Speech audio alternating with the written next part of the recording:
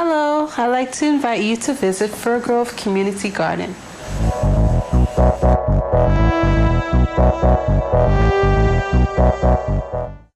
Hello, I'm Judy Wallace.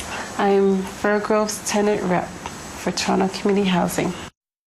Our garden is located in the community of Firgrove. The closest directions I can give to you is to enter through Firgrove Crescent South, which is closest to Eddystone, and follow the pathway into the garden. The Firgrove Community Garden started in 2009. The planning process started then, where we started building our fence for our garden, and we worked with African Food Basket. This spring we started planting our vegetables with the community members. We also have a community space for the food bank and for the St. Albans Boys and Girls Club at our garden. So the way I have gotten people involved in the garden is pretty random. I'll just see people walking by and ask them if they want to help, if they want to dig some dirt, if they want to help pick veggies, and I've gotten a really good response from that. I'm going to eat my zucchini and my first pepper and my first zucchini. All right, thank you. Seems that way that one is. Maybe it's laying down. One of my favorite crops from the garden has been the zucchini. The zucchini has been growing very well. It's been growing very large, and we've received a lot of zucchini from the garden. The residents are very excited about the zucchini, and they've wanted so many zucchinis from the garden. And I've been able to make zucchini bread, and we're exploring different ways of making recipes from zucchini. We have a lot of Swiss chard in the garden. The Swiss chard is very popular. Actually, I'm very happy with the Swiss chard because summer camp children picked a lot of vegetables from the garden for the food bank, and we picked a lot of Swiss chard.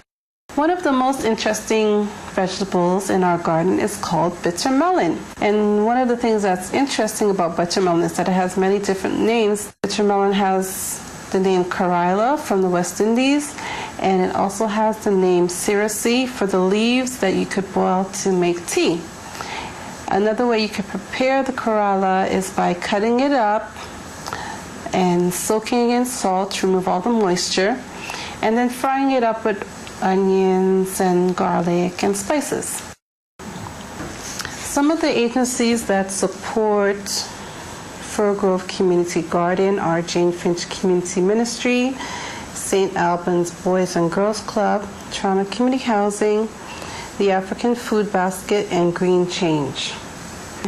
Some of the people that have been really helpful to the garden are residents who live in 8 Dune Grassway, who are friends of the garden. They have plots in the garden, and they have a lot of knowledge of gardening from maybe back home, if they lived in islands in the Caribbean where they did farming there, and they've brought their skills back to here, so I'm learning a lot from them. The community response to the garden has been very good. Passers-by have commented on what a wonderful use of space it was, how beautiful the garden was, and encouraged us to keep going and continue the garden. The children have been very interested in the garden, and if they ever stop to inquire, I try to incorporate into what I'm doing that day, either picking veggies or picking weeds or washing tools, and they're very happy to help.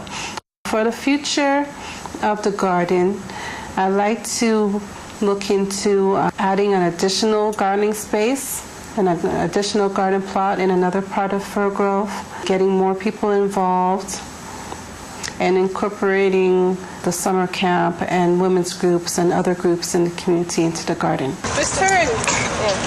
Wow, good. So strong. You're so strong. Okay, I have. Put it down. More. They are so cute. Easy to come out. More. Pull it. These guys. Daddy to the rescue. Wow. Daddy, let me take a picture. Wait. Daddy, show me your face. Look up, say hi. Say hi. Butterfly. Look over there. Look at Leah. Let me see you.